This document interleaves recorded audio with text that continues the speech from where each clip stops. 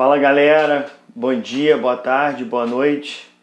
Então, vamos revisar aquela partezinha de introdução à ecologia, tá? Nessa aula aqui a gente vai trabalhar o quê? Dentro de ecologia, aqueles conceitos básicos de ecologia, tá? Revisando toda aquela partezinha de níveis de organização da vida, ou níveis de organização dos seres vivos, beleza? Primeira coisa que eu queria falar aí com vocês é o seguinte: quando eu falo de ecologia, eco quer dizer o quê? Casa. Esse logia vem de logo, que quer dizer estudo. Então, ecologia antigamente era tido como estudo da casa. A casa dos seres vivos é o meio ambiente, tá? Então, basicamente, antigamente, o que a ecologia estudava? O meio ambiente, beleza? Hoje em dia, a ecologia ela é dividida em duas grandes áreas. A ecobiose e a alelobiose.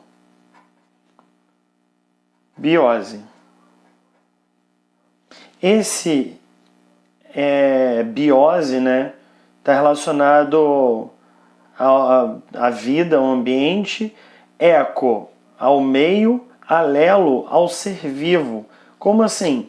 Basicamente, a nossa ecobiose, ela vai ser o quê?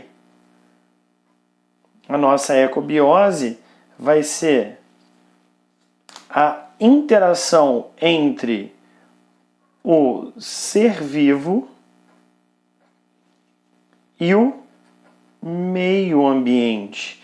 Então, a interação que existe entre o ser vivo e o meio ambiente, assim como a interação que existe entre o meio ambiente e um ser vivo, é o que eu chamo de uma ecobiose. Por exemplo, se eu estiver falando de ciclo biogeoquímico, tá?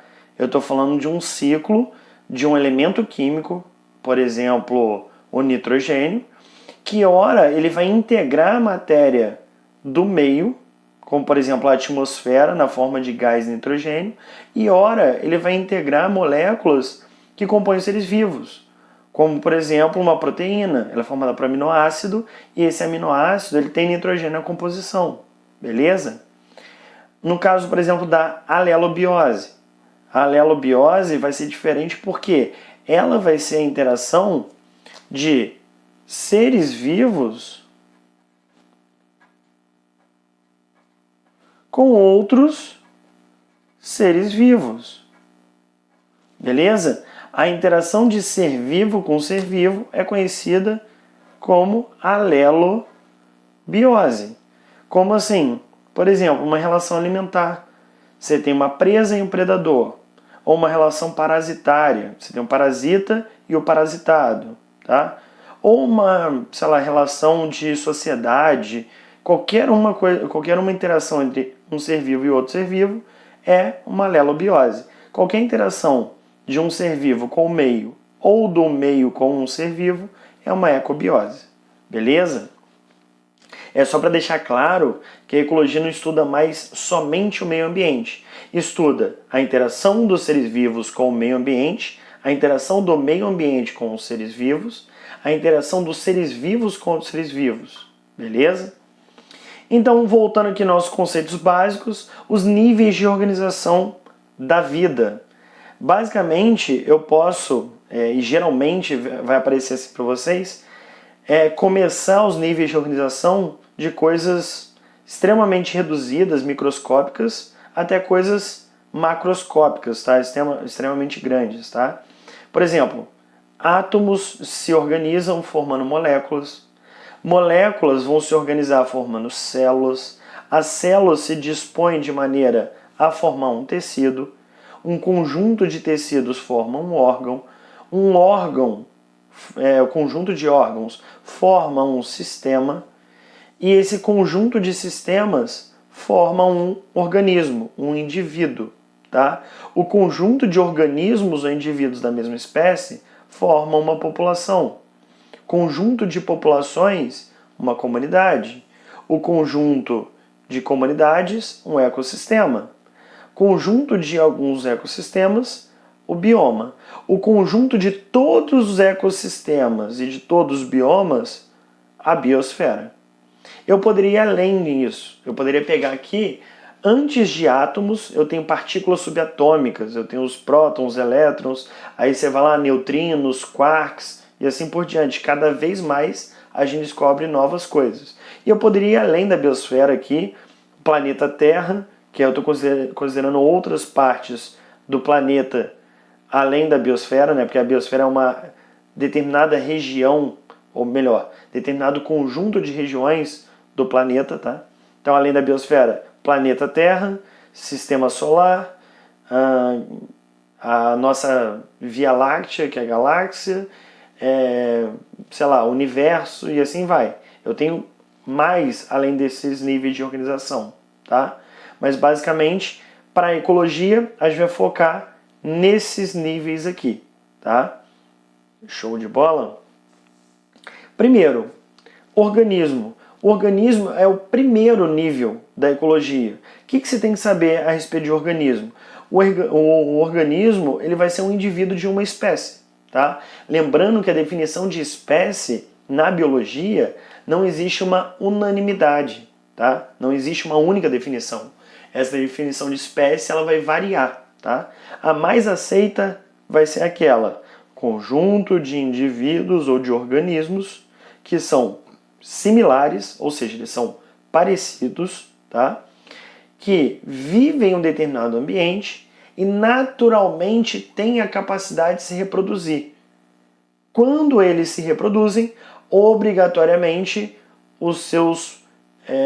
a sua prole, né, seus descendentes devem ser férteis. Então, novamente, qual que seria a definição de uma espécie? Conjunto de seres vivos parecidos, similares, tá?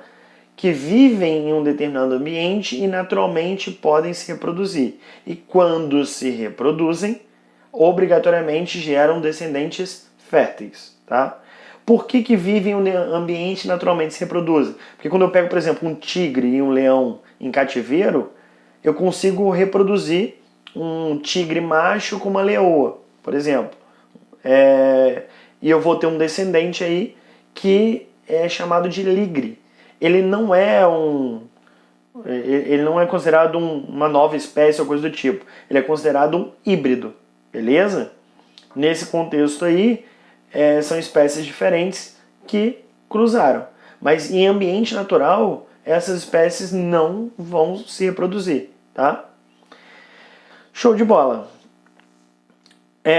População. O que vem a ser uma população? É um conjunto de organismos de uma mesma espécie que vivem no mesmo local ao mesmo tempo. Tá? Como assim? Por exemplo, ser humano. Os seres humanos são todos indivíduos da espécie, são todos indivíduos da espécie Homo sapiens. E eles vivem, por exemplo, se eu estiver falando,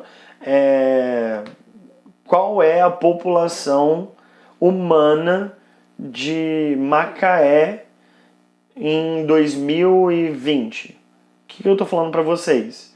Existe um censo, uma contabilização de seres humanos, né, em determinadas áreas geográficas, tá? Para a gente verificar aquela densidade populacional, né? Que é aquele negócio que vocês veem em geografia, eu não me recordo. Eu acho que é densidade demográfica, uma coisa assim. Mas por que eu estou falando isso? Porque é importante eu definir para vocês a área específica daquela população e o momento, o tempo. Porque eu posso falar, a população humana de Macaé. Eu defini a área, mas não defini o tempo. Em 2010 era um determinado número. Em 2020, esse número pode ter mudado para mais, para menos. E entre 2010 e 2020, esse número pode ter variado ainda para mais ou para menos, tá?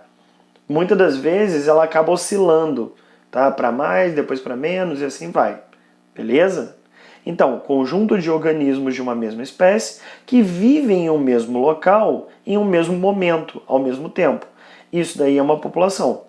População de ratos da restinga da Praia do Pecado. em 2015. Eu defini para vocês a área, tá? É a Rixinha da Praia do Pecado, que é uma praia lá de Macaé, né?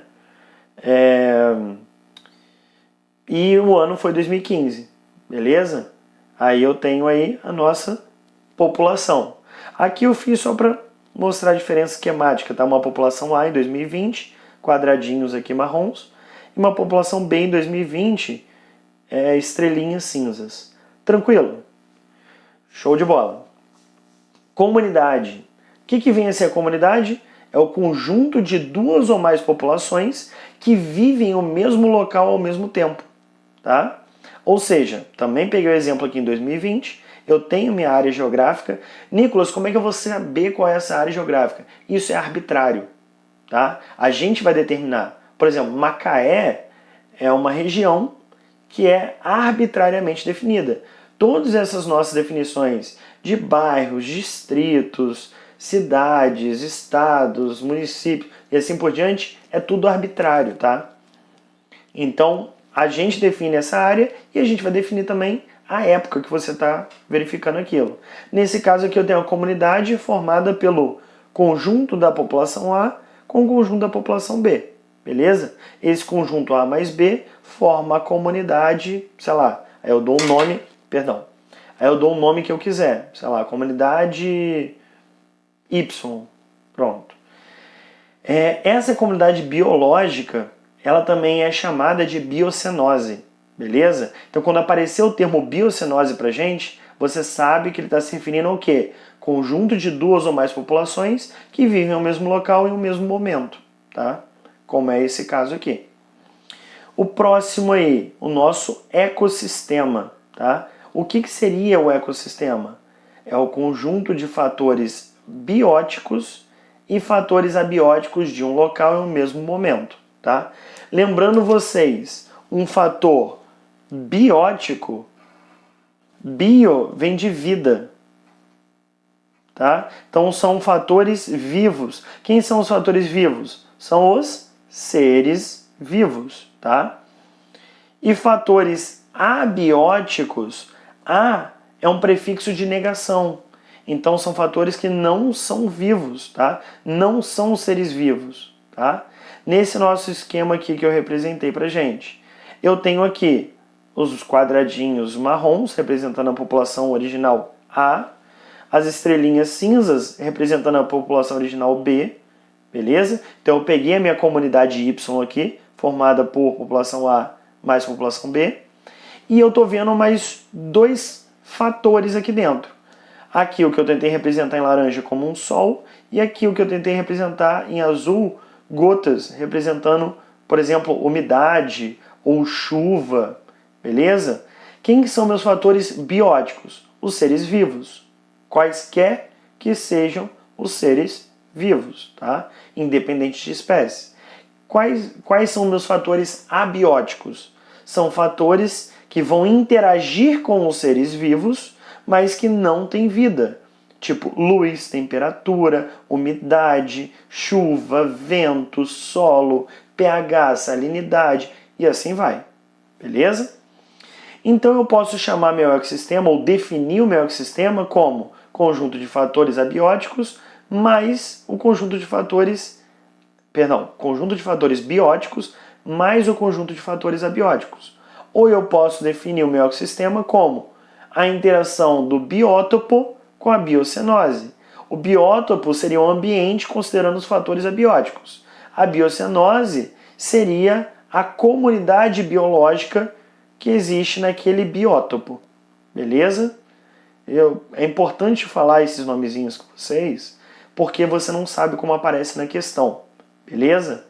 Então, para não ser pego de surpresa, já estão cientes aí. Qual que é o nosso próximo nível aí, nosso próximo conceito? Bioma.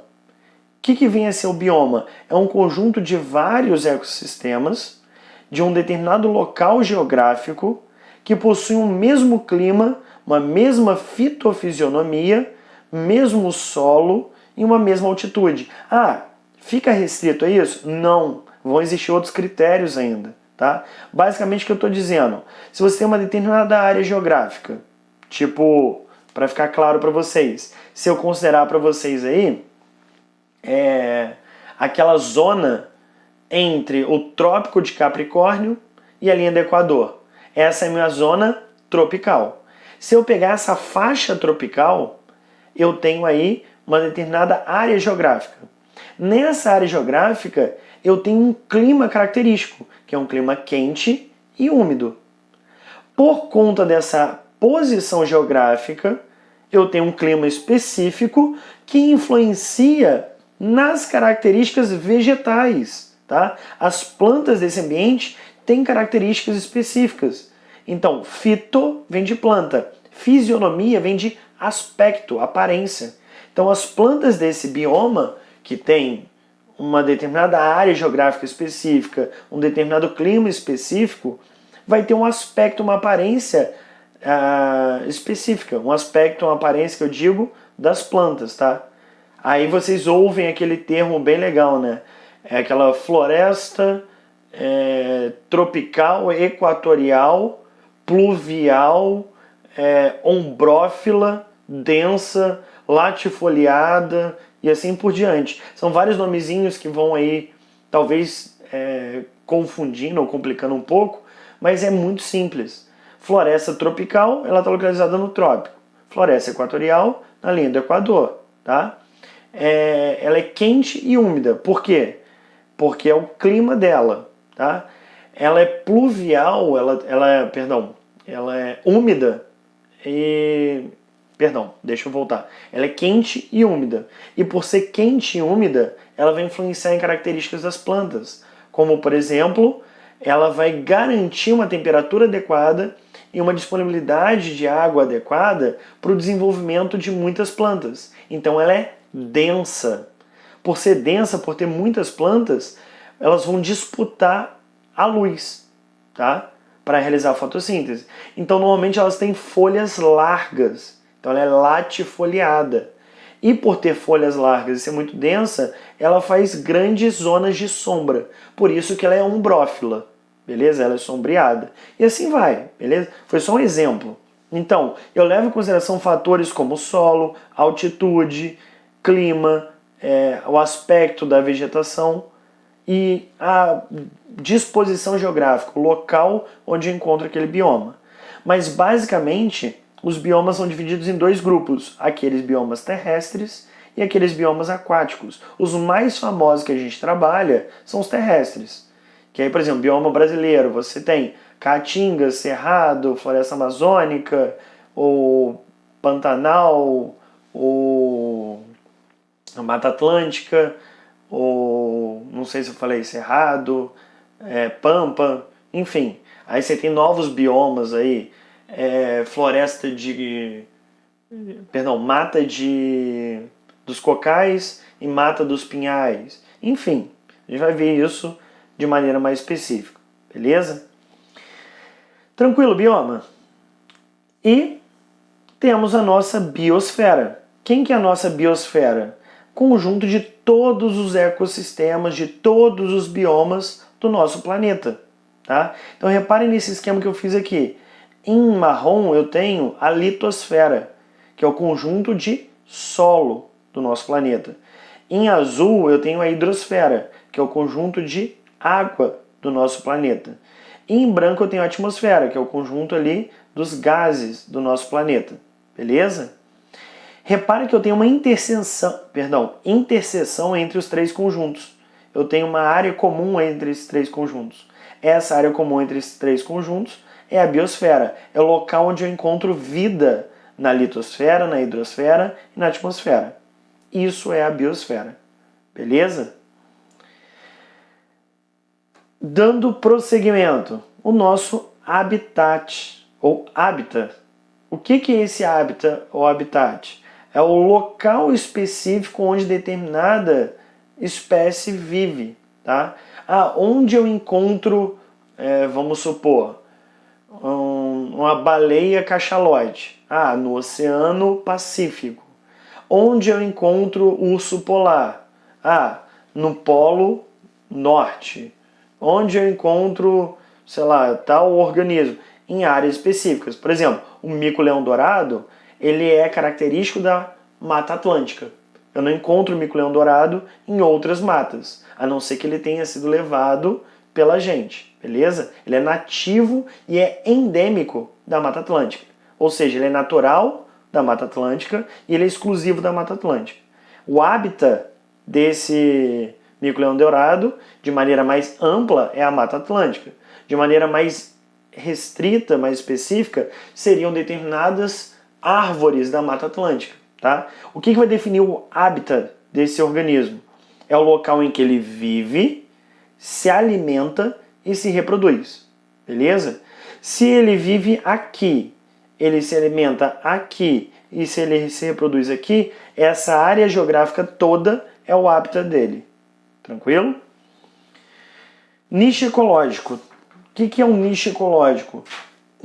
Outra coisa que é importante para vocês se ligarem, não existe unanimidade no meio científico sobre nicho ecológico. Você tem autores que definem nicho ecológico de maneira diferente. Da mesma forma que eu estava falando para vocês de espécie. Não existe um consenso, tá? Mas basicamente a gente pode resumir o nicho ecológico como o papel biológico desempenhado por aquele organismo. Tá? O que seria esse papel biológico? Alguns professores gostam de chamar de profissão. Tá? É a profissão daquele organismo no meio em que ele vive. Por exemplo, se eu estiver falando do mico-leão-dourado. Esse mico-leão-dourado, ele vive na Mata Atlântica, ele se alimenta, sei lá, de frutos, de brotos, de insetos e talvez aí de ovos. Beleza. Eu falei o hábito alimentar dele, que é uma característica biológica dele. Ah, ele tem um hábito diurno, é uma outra característica biológica dele. Ah, ele é arborícola, ele vive em árvores, é uma outra característica biológica. Ah, ele é predado por cobras, ele é predado por, sei lá, aves de rapina e não sei, talvez jaguatirica. Eu falei aí é outro papel biológico desempenhado por ele. E assim por diante. O conjunto de todas essas características biológicas é o nicho ecológico dele. Ou seja, é a interação que esse ser vivo faz com o meio em que ele está inserido. Beleza? Isso daí seria um nicho ecológico. Por exemplo, se eu estiver falando de morcego, em comparativo com ave. Ambos são alados. Ambos vivem, por exemplo, em árvores ou fazem, sei lá, ninho, se acomodam em cavernas. Podem se alimentar de insetos, se alimentar de frutos, se alimentar de néctar e assim por diante. São, por exemplo, frugívoros, são nectívoros, são insetívoros. Só que aí, o que eu tenho de diferente entre um morcego e uma ave comum, um passarinho? O passarinho ele é diurno e o morcego é noturno. Ou seja, só por eles alterarem o período em que eles estão ativos, o período que eles estão se alimentando, se reproduzindo, isso daí garante uma parcela diferente de nicho ecológico. Imagina o seguinte, se eu tenho isso daqui e isso daqui, ó, eu tenho nichos ecológicos praticamente idênticos, quase que completamente sobrepostos, tá? Agora, se eu tenho isso daqui e isso daqui, eu tenho nichos ecológicos que são bem diferentes, tá? Eu tenho uma baixa sobreposição de nicho ecológico. Vou dar um exemplo. Esse daqui poderia ser, por exemplo, isso daí que a gente fala de, sei lá, leões e hienas. Ambos vivem na savana africana, ambos se alimentam de, sei lá, de gnu, de zebra, de cervos e assim por diante. Ambos são carnívoros, ambos andam em bandos, não sei o que lá, e assim por diante. Tá? Então eles têm um nicho ecológico muito parecido, quase que completamente sobreposto. Agora eu viro e falo vaca e um gafanhoto. A única característica aí, pelo menos que me vem à cabeça agora, entre uma vaca e um gafanhoto, que poderia gerar uma sobreposição de nicho, é que eles se alimentam de capim, se alimentam de grama. De resto, O hábito de um é diferente do hábito do outro, um é predado por um tipo de organismo, o outro é predado por outro tipo, questões, sei lá, de atividade desses organismos será diferente e assim por diante, beleza? A gente vai ver melhor esse negócio de sobreposição de nicho ecológico quando estiver falando de relações ecológicas.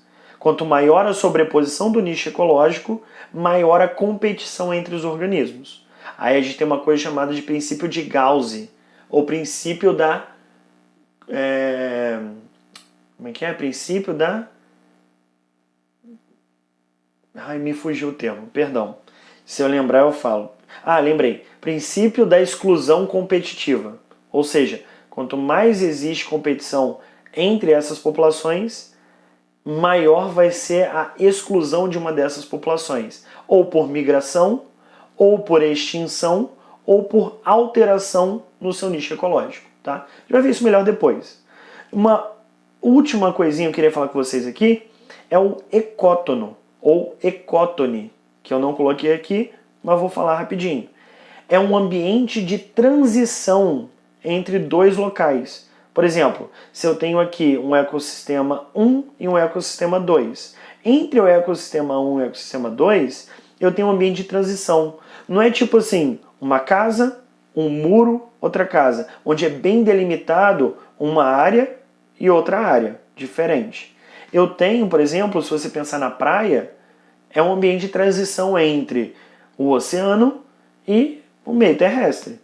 Beleza? Se você pensar, por exemplo, numa lagoa, na beirada, na barra da lagoa, você vai ter ali um ambiente de transição entre o meio aquático da lagoa e o meio terrestre. E assim por diante. Beleza? O ecótono ou ecótone seria um ambiente de transição entre um ecossistema e outro ecossistema. Beleza?